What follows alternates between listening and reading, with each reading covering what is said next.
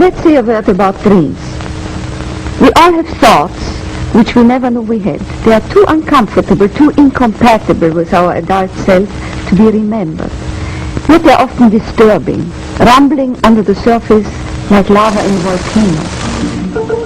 The dream is the royal road to these thoughts, the royal road to the unconscious.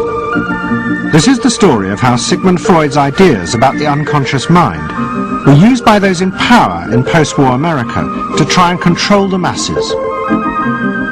Politicians and planners came to believe that Freud was right to suggest that hidden deep within all human beings were dangerous and irrational desires and fears. They were convinced that it was the unleashing of these instincts that had led to the barbarism of Nazi Germany. To stop it ever happening again, they set out to find ways to control this hidden enemy within the human mind.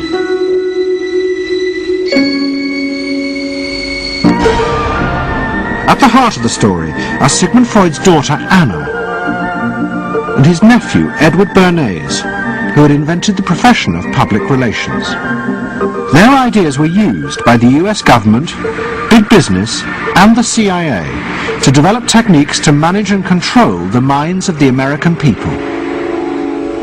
Those in power believed that the only way to make democracy work and create a stable society was to repress the savage barbarism that lurked just under the surface of normal American life.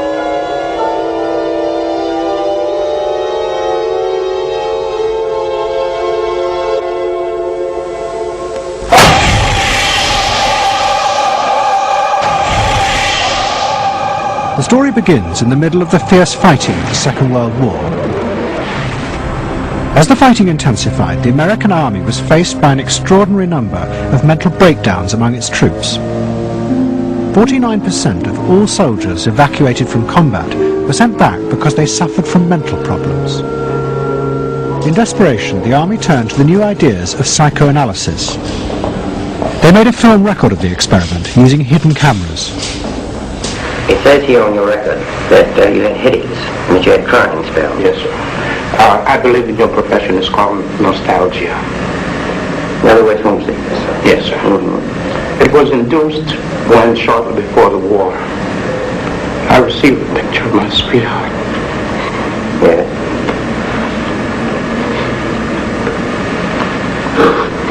Mm-hmm.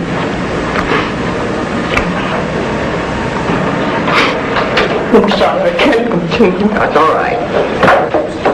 It was the first time that anyone had paid such attention to the feelings and anxieties of ordinary people. At the heart of the experiment were a number of refugee psychoanalysts from Central Europe. They worked with American psychiatrists to guide and shape the project. When I first came to America, I worked in the psychiatric service with soldiers trying to rehabilitate them. And I traveled in the train from the East Coast to the West Coast. I was enormously curious what goes on in all of those little towns that the train is passing. After my years in the army, I knew exactly what everybody was doing in the little towns, because I saw so many people who came from there, and I understood their aspirations, their disappointments, and so forth. So it was as if somebody invited me to a privileged tour into the inner soul of America. I'm not doing this deliberately, so please believe me. I do believe you. A display of emotion is sometimes very helpful. I hope so, sir. Sure, it gets it off the chest. Well, sir, to be perfectly honest with you, I'm very much in love with my sweetheart. She has been the one person that gave me a sense of importance, and that through her cooperation with me, we were able to surmount so many obstacles. Take it easy now, just talk to... The psychoanalysts used techniques developed by Freud to take the men back into their past. They became convinced that the breakdowns were not the direct result of fighting. The stress of combat had merely triggered old childhood memories. What is it? These were memories of the men's own violent feelings and desires, which they had repressed because they were too frightening. Think deeply. Let's go back. When was it you... To the psychoanalysts, it was overwhelming proof of Freud's theory that underneath human beings were driven by primitive, irrational forces. You won't that. World War II was a major shattering experience because I discovered the enormous role of the irrational in the lives of most people. That I can say, that I learned, that the ratio between the irrational and the rational in America is very much in favor of the irrational. That there is much greater unhappiness, much more suffering, much more. A sadder country than one would imagine it from the advertisements that you get. A much more problematic country. Victory in the Second World War was celebrated as a triumph of democracy. But in private, many policymakers were worried about the implications of the analysis of the soldiers. It seemed to show that underneath every American were irrational, violent drives.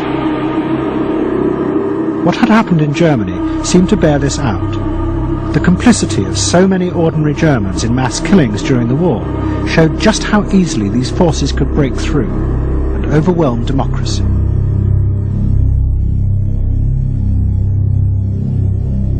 Planners and policymakers had been convinced by their experiences during World War II that human beings could act very irrationally because of this sort of teeming and raw and unpredictable emotionality, the kind of chaos that lived at the base of human personality could, in fact, infect the society, social institutions, to such a point that the society itself would become sick. That's what they believe happened in Germany, in which the irrational, the anti-democratic went wild. Well, it was a vision of human nature as incredibly destructive, and they were terrified that Americans would in fact behave that way, or were capable of behaving that way, and they wanted to avoid a rerun of that. So what is needed is a human being that can internalize democratic values so that they are not shaken with the storm. And psychoanalysis carried in it the promise that it can be done. It opened up new vistas as to how the inner structure of the human being can be changed so that he becomes a more vital, free supporter and maintainer of democracy. The psychoanalysts were convinced they not only understood these dangerous forces, but they knew how to control them too. They would use their techniques to create democratic individuals, because democracy left to itself failed to do this.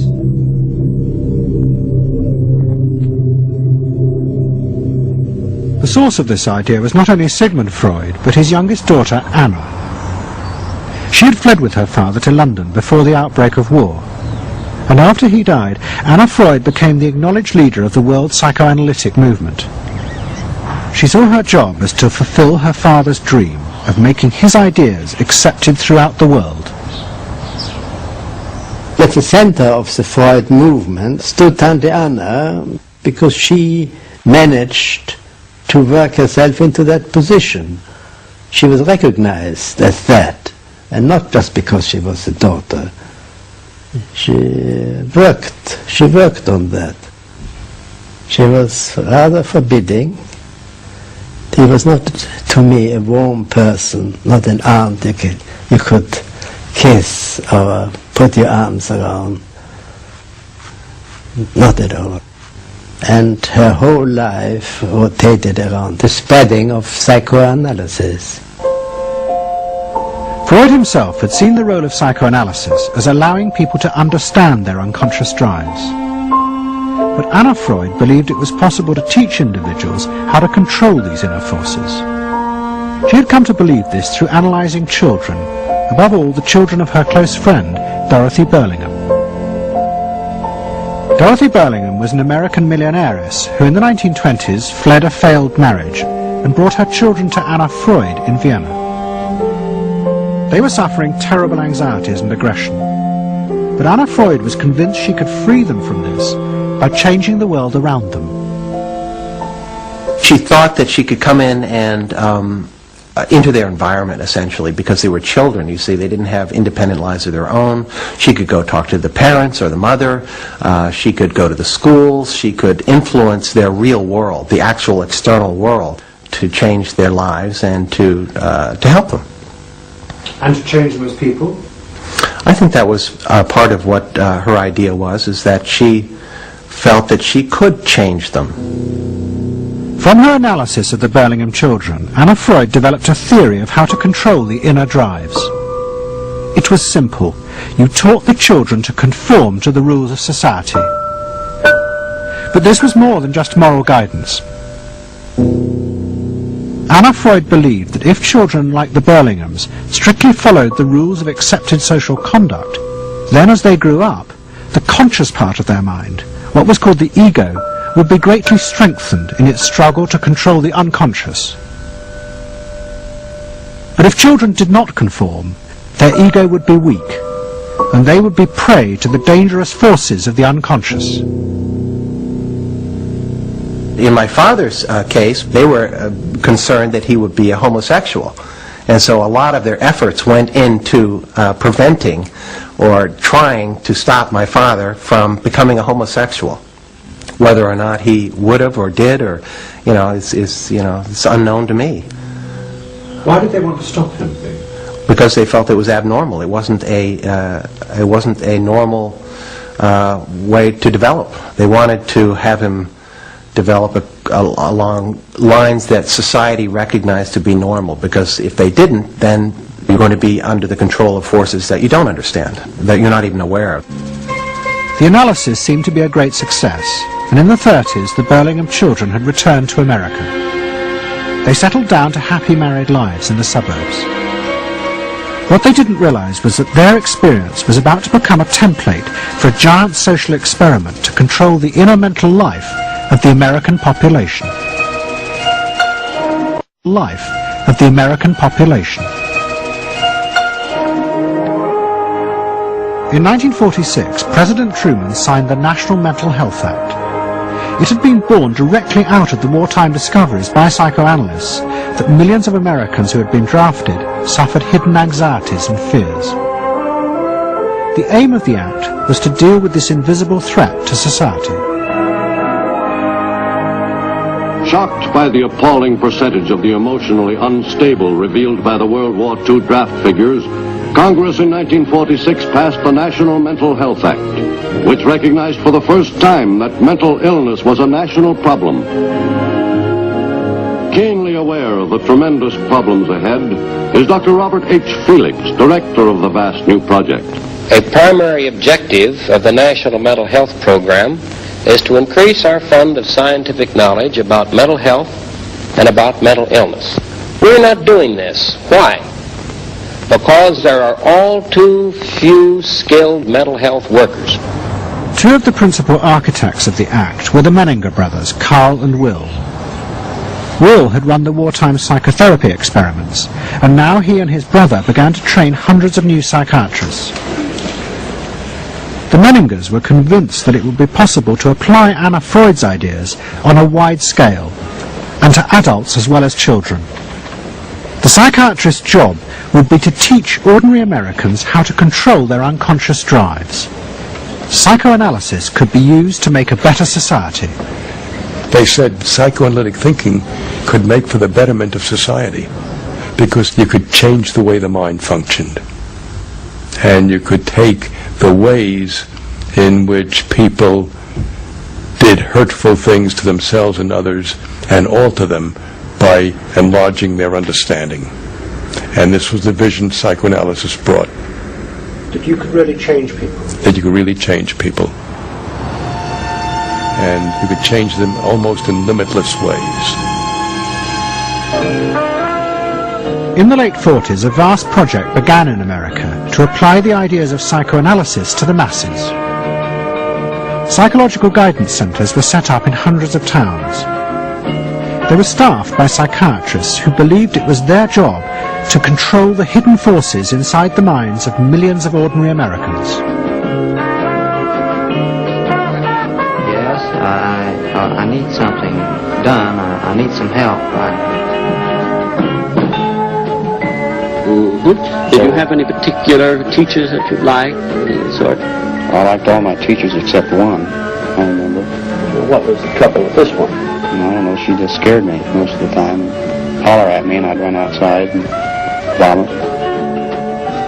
I hate my brother. Loathe him. Despise him. At the same time, thousands of counsellors were trained to apply psychoanalysis to marriage guidance. And social workers were sent out to visit people's homes and advise on the psychological structure of family life.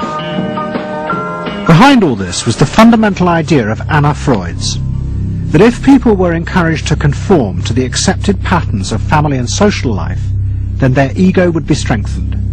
They would be able to control the dangerous forces within them. When your emotions control your actions, it affects not only yourself, but the people around you. And if this sort of flare-up is repeated often, it might lead to a permanently warped personality. You can control the fire of your emotions so that your personality becomes more pleasant. So we expect that someone who's been through that experience will be much more insightful, much more understanding, and a much better regulated person. And what happens to the And regulation includes being able to let go, as it were, to enjoy a football game or a soccer game.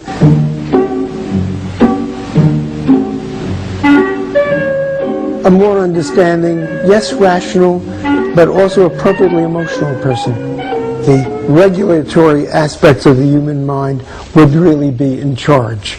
Instead of being overwhelmed by our passions and by our darker impulses. That one would be master or mistress of one's own passions. They just felt that the road to happiness was in adapting to the external world in which they lived. That people could be uncrippled from their own neurotic conflicts and impulses, that they would not engage in self-destructive behavior, that they would in fact adapt to the reality about them. They never questioned the reality. They never questioned that it might itself be a source of evil or something to which you could not adapt without compromise or without suffering or without exploiting yourself in some way. So there was this fit with the politics of the day. And a balance of emotions is important to a well-rounded personality. But it was only the beginning of the rise to power of psychoanalysis in America. Psychoanalysts were about to move into big business and use their techniques not just to create model citizens, but model consumers. Last week's episode showed how Freud's American nephew, Edward Bernays, had been the first to convince American corporations that they could sell products by connecting them with people's unconscious feelings.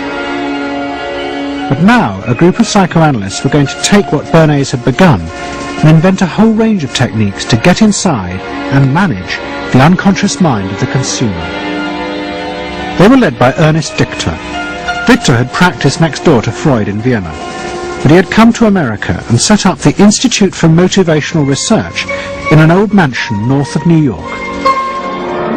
This is the Institute for Motivational Research, a place devoted to the intriguing business of finding out why people behave as they do, why they buy as they do, why they respond to advertising as they do. And this is Dr. Ernest Dichter. We don't go out and ask directly, why do you buy, why don't you? What we try to do instead is to understand the total personality, the self-image of the customer. We use all the resources of modern social sciences. It opens up some stimulating psychological techniques for selling any new product. Like the other psychoanalysts, Dichter believed that American citizens were fundamentally irrational beings. They could not be trusted. Their real reasons for buying products were rooted in unconscious desires and feelings. and Dichter wanted to find ways to uncover what he called the secret self of the American consumer. He was trying to get out of people's mind the unconscious motivations that they had for purchasing. These could be sexual, they could be psychological, they could be sociological, they could be a demand for status, a demand for recognition. There were things that people couldn't verbalize or wouldn't verbalize because they were too secret to them. They were too much a part of their nature, and they would be embarrassed. They would be embarrassed if they came out and said things like this. He would interview people, but not ask them direct questions, but let them talk freely like you do in psychoanalysis. And that was his background. And so he said, why can't we have a group therapy session about products? All right? And so Dichter built this room up above his garage, and he said we can have psychoanalysis of products. They can actually act out and verbalize their wants and needs. What we're going to do is try a couple of these salad dressings. So let's see what happens. Here's our typical housewife. She doesn't follow the instructions. And they could be observed and watched, and other people could comment, and they could talk about it, and everybody could join in. He was the first to do this. This was absolutely the first thing that was ever done. And he had a movie projector up there where you could show advertisements and things like that, and people could react to them. And he invented the whole technique for mining the unconscious about the hidden psychological wants that people had about products. This became the focus group. It worked! Dichter's breakthrough came with a focus group study he did for Betty Crocker Foods. Like many food manufacturers in the early 50s, they had invented a new range of instant convenience foods. But although consumers had told market researchers they would welcome the idea, in fact they were refusing to buy them. The worst problem was the Betty Crocker cake mix. Dichter did a series of focus groups where housewives free associated about the cake mix. He concluded that they felt unconscious guilt at the new image being promoted of ease and convenience. In other words, he understood that the barrier to the consumption of the product was the housewife's feeling of guilt about using it. They basically, on one hand, wanted to make it easy for themselves, but they felt guilty about it. So what you've got to do in those circumstances is remove the barrier being guilt. The way you do that is to give the housewife a greater sense of participation. And how do you do that? By adding an egg. Simple as that. As simple as that. Dichter told Betty Crocker to put an instruction on the packet that the housewife should add an egg. It would be an unconscious symbol, he said, of the housewife mixing in her own eggs as a gift to her husband, and so would lessen the guilt. Betty Crocker did it, and the sales soared. My cake is ready. The consumer may have basic needs that the consumer himself or herself doesn't fully understand. You have to know what those needs are in order to fully exploit the consumer. Is it wrong to give people what they want by taking away their defenses, helping remove their defenses? It seems so much longer than last year. It is. Nearly 4 inches longer in some models. Oh! Dichter's success led to a rush by corporations and advertising agencies to employ psychoanalysts. They became known as the Depth Boys, and they promised to show companies how to make millions by connecting their products with people's hidden desires. Dichter himself became a millionaire, famous for inventing slogans like "a tiger in your tank." Even the marketing of the Barbie doll came from a children's focus group. And so it goes. But Dichter was convinced that this was far more than just selling. Like Anna Freud, he believed that the environment could be used to strengthen the human personality. And products had the power both to sate inner desires and give people a feeling of common identity with those around them. It was a strategy for creating a stable society. Dichter Doctor called it the strategy of desire. To understand a stable citizen, you have to know that modern man quite often tries to work off his frustrations by spending on self-gratification. Modern man is eternally ready to fill out his self-image by purchasing products which complement it. If you identify yourself with a product, it can have a therapeutic value. It improves your self-image and you become a more secure person and you have suddenly this confidence of going out in the world and doing what you want successfully. Bernard believed that that would then improve the whole of our society and become the best society on this planet.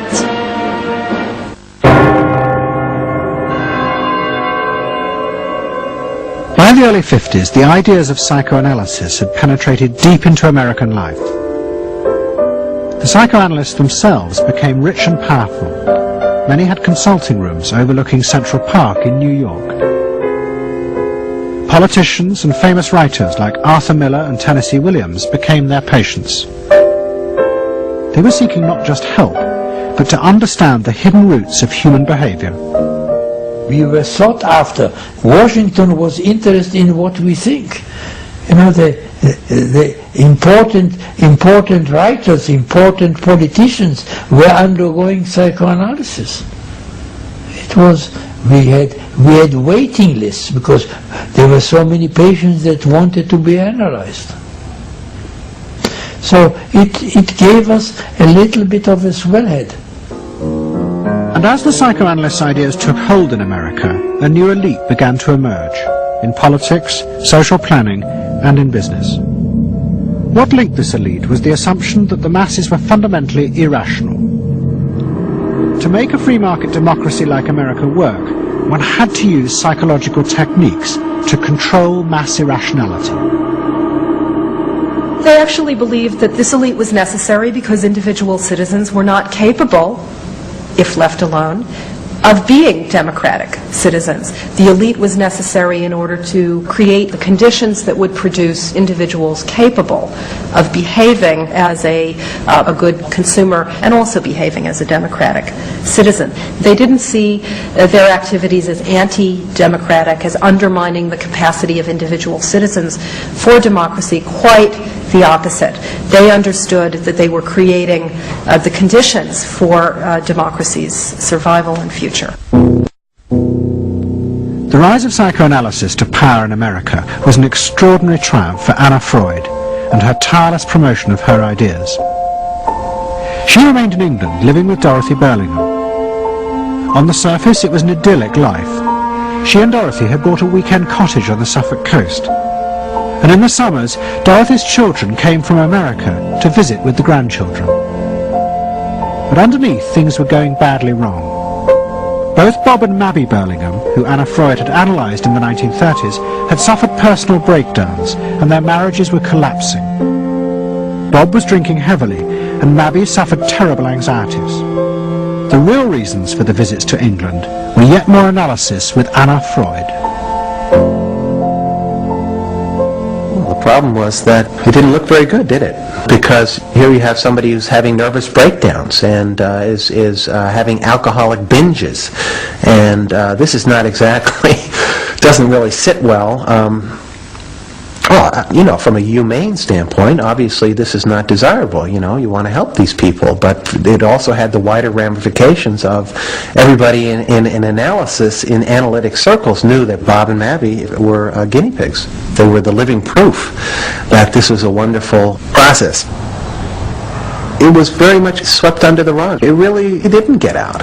I mean, these people had such, their power and influence was such that, you know, you were very careful. Anna Freud was a very powerful person, and you were the grandchildren, and she knew a great deal more than you did about what went on in your parents' lives and so forth. It was not something you were going to tangle with, and you were a product of the whole situation. But at the same time, we all knew that something was really out of whack.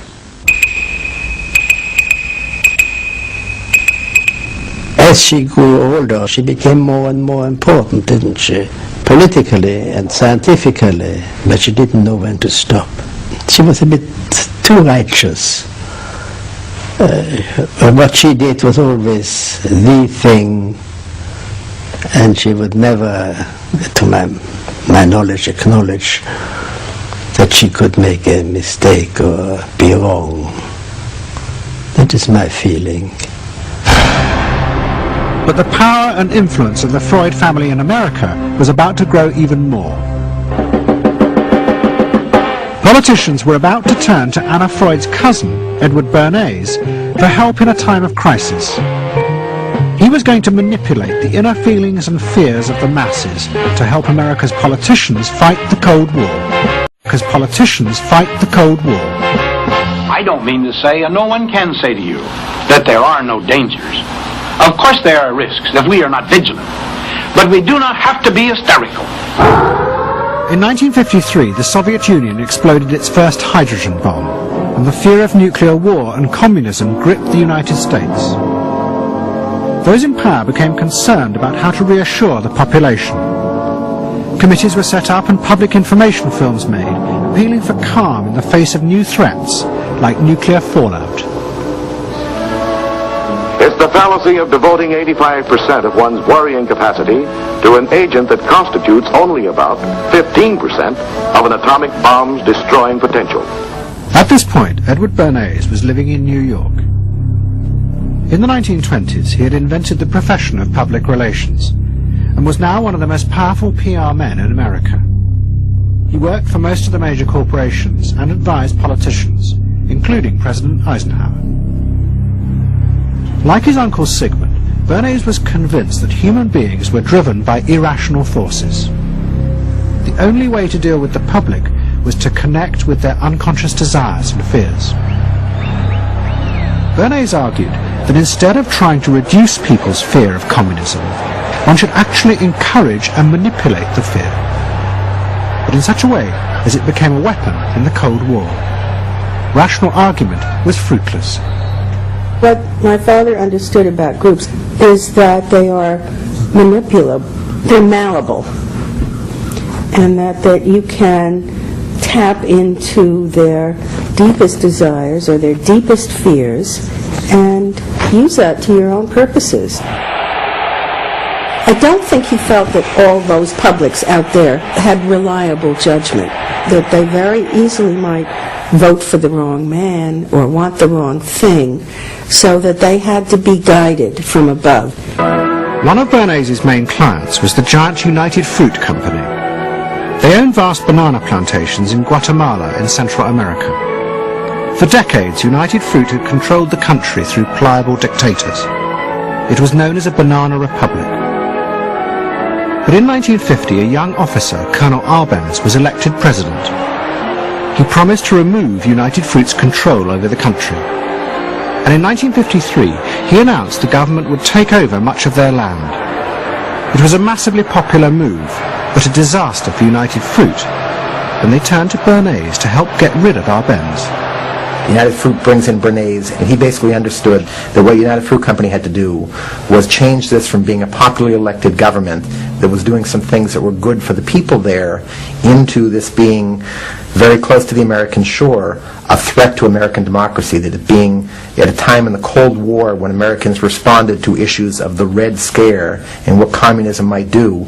He was trying to transform this, and brilliantly did transform it into an issue of a communist threat very close to our shores, taking United Fruit again as a commercial client out of the picture and making it look like a question of American democracy, American values being threatened. In reality, Arbenz was a democratic socialist with no links to Moscow. But Bernays set out to turn him into a communist threat to America. He organized a trip to Guatemala for influential American journalists. Few of them knew anything about the country or its politics. Bernays arranged for them to be entertained and to meet selected Guatemalan politicians who told them that Arbenz was a communist controlled by Moscow. During the trip, there was also a violent anti-American demonstration in the capital. Many of those who worked for United Fruit were convinced it had been organised by Bernays himself. He also created a fake independent news agency in America called the Middle American Information Bureau. It bombarded the American media with press releases saying that Moscow was planning to use Guatemala as a beachhead to attack America. All of this had the desired effect. In Guatemala, the Jacob Arbenz regime became increasingly communistic after its inauguration in 1951. Communists in the Congress and high governmental positions controlled major committees, labor and farm groups, and propaganda facilities. They agitated and led in demonstrations against neighboring countries and the United States. What was profoundly new in terms of what Bernays did is he took this menace to our backyard in Guatemala. For the first time, we saw Reds a couple hundred miles from New Orleans who Eddie Bernays had us believing were a true threat to us, that it was going to be a Soviet outpost in our backyard. But what Bernays was doing was not just trying to blacken the Arbenz regime. He was part of a secret plot. President Eisenhower had agreed that America should topple the Arbenz government, but secretly. The CIA were instructed to organize a coup. Working with the United Fruit Company, the CIA trained and armed a rebel army and found a new leader for the country called Colonel Armas. The CIA agent in charge was Howard Hunt, later one of the Watergate burglars. What we wanted to do was have a terror campaign to terrify Arbenz particularly, terrify his troops, much as the German Stuka bombers terrified the population of Holland, Belgium, and Poland at the onset of World War II, and just rendered everybody paralyzed. As planes flown by CIA pilots dropped bombs on Guatemala City, Edward Bernays carried on his propaganda campaign in the American press. He was preparing the American population to see this as the liberation of Guatemala by freedom fighters for democracy. He totally understood that the coup would happen when the public and the press, when conditions in the public and the press allowed for a coup to happen, and he created those conditions. He was totally savvy in terms of just what he was helping create there in terms of this overthrow. But ultimately he was reshaping reality, reshaping public opinion in a way that's undemocratic and manipulative. On June the 27th, 1954, Colonel Arbenz fled the country, and Armas arrived as the new leader. Within months, Vice President Nixon visited Guatemala. In an event staged by United Fruit's PR department, he was shown piles of Marxist literature that had been found, it was said, in the presidential palace. This is the first time in the history of the world that the communist government has been overthrown by the people. And for that we congratulate you and the people of Guatemala for the support they have given. And we are sure that under your leadership, supported by the people whom I have met by the hundreds on my visit to Guatemala, that Guatemala is going to enter a new era in which there will be prosperity for the people together with liberty for the people. Thank you very much for allowing us to see this exhibit of communism in Guatemala. You're welcome. And for dinner, see what Mother has for dessert. Banana gingerbread shortcake. Just another of the many tempting ways in which this nutritious fruit can be prepared. So now that you've seen where bananas come from before they reach your table, our journey to Banana Land is ended. We hope you enjoyed the trip. We know you like bananas. Bernays had manipulated the American people, but he had done so because he, like many others at the time, believed that the interests of business and the interests of America were indivisible, especially when faced with the threat of communism. But Bernays was convinced that to explain this rationally to the American people was impossible, because they were not rational. Instead, one had to touch on their inner fears and manipulate them in the interests of a higher truth. He called it the engineering of consent. He was doing it for the American way of life, and to which he was devoted, sincerely devoted. And yet he felt the people were really pretty stupid. And that's the paradox. If you don't leave it up to the people themselves, but force them to choose what you want them to choose, however subtly, then it's not democracy anymore. It's something else. It's being told what to do. It's that old authoritarian thing. But the idea that it was necessary to manipulate the inner feelings of the American population in the interests of fighting the Cold War now began to take root in Washington. Above all, in the CIA, who were going to take it much further. They were concerned that the Soviets were experimenting with psychological methods to actually alter the memories and feelings of people, the aim being to produce more controllable citizens. It was known as brainwashing. Psychologists in the CIA were convinced that this really might be possible, and that they should try to do it themselves. The image of the human being that was being built up at that particular time was that there was a great deal of vulnerability in every human being, and that vulnerability could be manipulated to program somebody to be something that I wanted them to be, and they didn't want to be. That you could manipulate people in such a way that they could be automatons, if you will, for whatever your own purposes were. This was the image that people thought was possible. In the late 50s, the CIA poured millions of dollars into the psychology departments of universities across America. They were secretly funding experiments on how to alter and control the inner drives of human beings.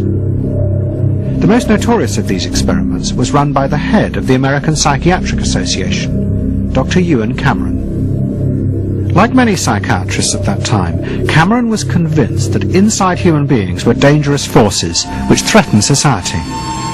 But he believed that it was possible not just to control these forces, but actually remove them. He thought that psychiatry should not just concentrate on sick people, mentally ill, but should actually go into government, that politicians should listen to psychiatrists. Psychiatrists should be in every parliament and should direct and monitor political activities, because they knew in a rational, scientific way what was good for people. Cameron had set up a clinic in a hospital in Montreal called the Allen Memorial. It is now long since closed down. Cameron took patients who suffered a wide range of mental problems. His theory was that these resulted from forgotten or repressed memories. But he was impatient with the idea of using psychotherapy to uncover them. Instead, he would simply wipe them. Cameron used drugs, including LSD, and the technique of ECT, electroconvulsive therapy.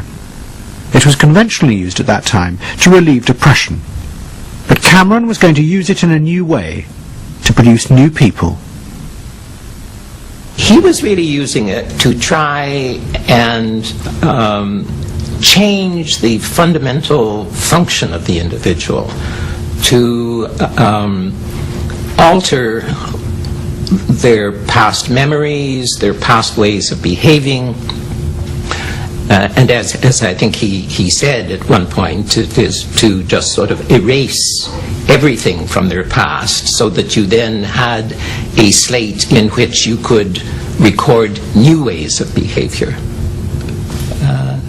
And so he used massive doses of shock, people receiving several shocks a day, and over a course of time, hundreds of ECT treatments, so that they were just reduced to a sort of a very primitive vegetable state. I don't remember what happened to me. I was introduced to Dr. Cameron, and I don't remember Dr. Cameron at all. I don't remember any of that. They shipped me up to what they called the sleep room, and they gave me all of these electroconvulsive shock treatments and megadoses of drugs and LSD and all of that, and I have no memory of any of that. Nothing in the of that time in the Allen Memorial or any of my life previous to that. All gone. Wiped. And then having depatterned somebody or brought them down to where basically nothing but the essential functions of the body were going on in terms of breathing and things of this nature, then he would begin to feed material into these individuals, positive material, such that the brain would be programmed in a positive way, so that the individual would be completely altered. Then he put these tapes under our pillows called psychic driving. He would then put back into this empty brain a program of whatever sort he decided upon, and the people like myself would wake up another person, I guess. In fact, Cameron's experiments were a complete disaster. All he managed to produce were dozens of individuals with memory loss, and the ability to repeat the phrase, "I am at ease with myself." And it was not an isolated case. Almost all the experiments the CIA funded were equally unsuccessful. Despite their ambitions, American psychologists were beginning to find out how difficult it was to understand and control the inner workings of the human mind. We had been really chasing a phantom, if you will, an illusion, that the human mind was more capable of manipulation from the outside by outside factors than it is. We found out that the human being is an extremely complex thing. There were no simple solutions. But you've just got to bear in mind that these were very strange times. But you've just got to bear in mind that these were very strange times. The psychoanalysts had come to power in America because of their theory that they knew how to control the dangerous forces inside human beings. But now the psychoanalysts were about to face a high-profile failure that would lead people to begin questioning the very basis of their ideas. It began in Hollywood. The film industry had become fascinated by psychoanalysis, and Anna Freud was a powerful influence on dozens of analysts in Los Angeles. They treated film stars, directors, and studio bosses. Anna Freud's closest friend was the most sought after of all, Ralph Greenson. And in 1960, the most famous star in the world turned to Greenson for help. Marilyn Monroe was suffering from despair and had become addicted to alcohol and drugs. Well, when I walked in to dinner, here was Marilyn Monroe. Now, I made a picture with her called All About Eve. This is dinner at Ralph Greenson's. Yes. And the only thing was that Ralph was trying to show her, Romy, I never called him Ralph in my life, Romy was trying to show her that the way a family life ought really to be. So we were walking the dog after us. I said, "What the hell are you doing here?" I said, "You never asked me to dinner." And he said, "You weren't that sick." And I said, "Oh, no." He said, "The point is just this child has no frame of reference. In other words, she doesn't know what the goal is." What Greenson did was follow Anna Freud's theory. If Marilyn Monroe could be taught to conform to what society considered a normal pattern of life, that would help her ego control her inner destructive urges. But Greenson pushed it to an extreme. He persuaded Monroe to move into a house nearby that was decorated like his own. He then took her into his own family life, and he, his wife, and his daughter played at being Monroe's own family. Greenson himself would become the model of conformity. And so this, someone whom she regarded as important and whom she idealized, if he turned out to be a very gratifying father figure, her ego would benefit from that. That was the theory. His wife and children, everyone was involved in it. They were strengthening the person. They were strengthening the mind. They were strengthening the agent that controls inner life against adversity, against insufficiency, against too much frustration. So that Marilyn Monroe would no longer be a helpless person looking for love. She'd have enough love. But despite all his efforts, Greenson was unable to help Marilyn Monroe. On August the 5th, 1962, she committed suicide in her house. But despite all his efforts, Greenson was unable to help Marilyn Monroe. On August the 5th, 1962, she committed suicide in her house. The suicide shocked many in the analytic community, including Anna Freud. And high-profile figures in American life, who had previously been enthusiasts for psychoanalysis, now began to question why psychoanalysis had become so powerful in America. Was it really because it benefited individuals? Or had it in fact become a form of constraint in the interests of social order? The critics included Monroe's ex-husband, Arthur Miller. My argument with so much psychoanalysis is the preconception that suffering is a mistake, or a sign of weakness, or a sign even of illness, when in fact, possibly the greatest truths we know have come out of people's suffering. That the problem is not to undo suffering or to wipe it off the face of the earth, but to make it inform our lives, instead of trying to cure ourselves of it constantly and avoid it. And avoid anything but that lobotomized sense of what they call happiness. There's too much of an attempt, it seems to me, to think in terms of controlling man rather than freeing him, of defining him rather than letting him go. Mm-hmm. And it's part of the whole ideology of this age, which is power mad. Hey, have you heard about the crazy new way to send a message today? It's flashed on a screen, too quick to see, but still you get it subliminally. At the same time, an onslaught was launched on the way psychoanalysis was being used by business to control people. The first blow came with a bestseller, The Hidden Persuaders, written by Vance Packard. It accused psychoanalysts of reducing the American people to emotional puppets, whose only function was to keep the mass production lines running. They did this by manipulating people's unconscious desires to create longings for ever new brands and models. They had turned the population into unwitting participants in the system of planned obsolescence. The second blow came from an influential philosopher and social critic, Herbert Marcuse. He had been trained in psychoanalysis. This is a childish application of psychoanalysis, which does not take at all into consideration the very real political systematic waste of resources, of technology and of the productive process.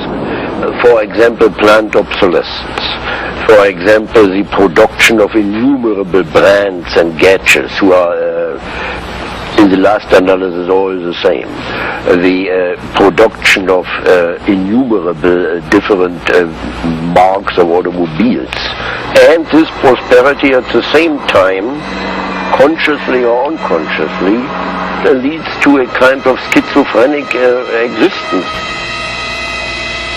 I believe that in this society an incredible quantum of aggressiveness and destructiveness is accumulated precisely because of the empty prosperity, which then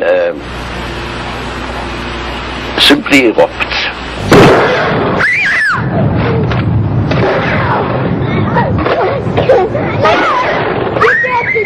Marcuse's argument was not simply that psychoanalysis had been used for corrupt purposes, it was more fundamental.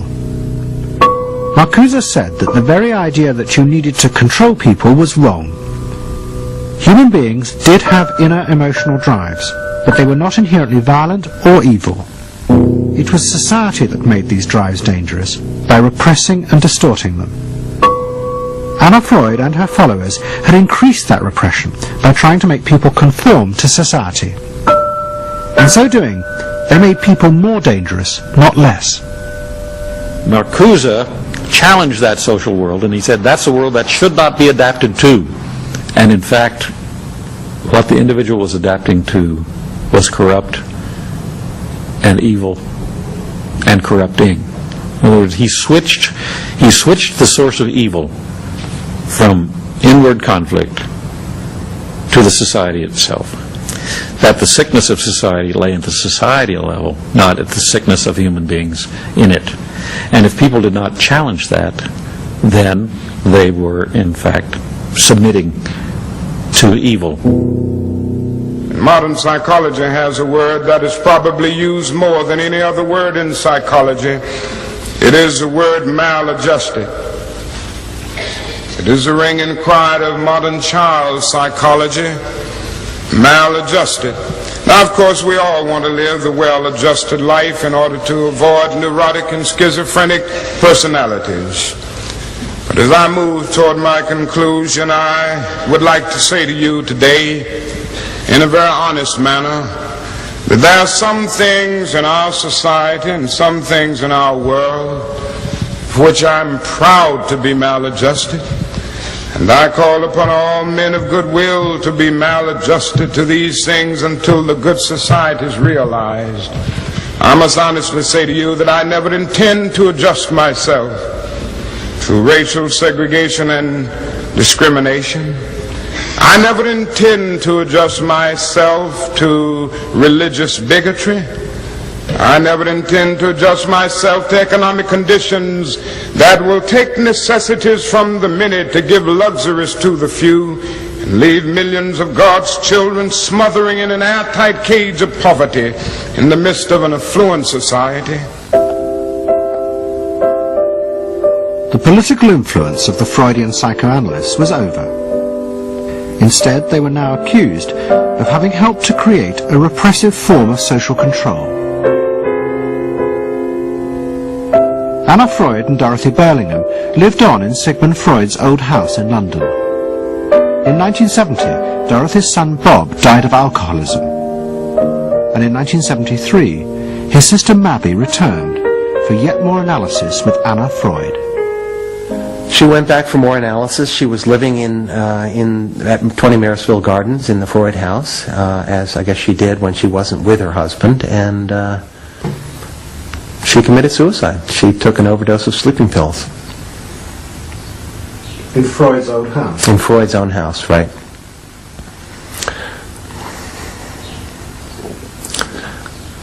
So, I mean, the obvious, there are a lot of implications that one can draw from that, and I just think she happened to reach the end of the rope there. Although it would seem to be a very pointed act. Obviously, suicide is a very politicized act, and to do it in Sigmund Freud's own house is certainly different from doing it in Riverdale back in New York.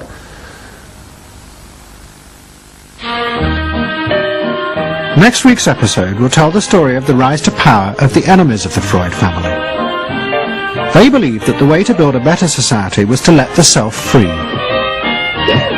But what they didn't realize was that this idea of liberation would provide business and politics with yet another way to control the self, by feeding its infinite desires. To be lonesome, you know not what it means to be blue. Someday you'll realize and pay for all those lies, then you'll know what it means to be blue.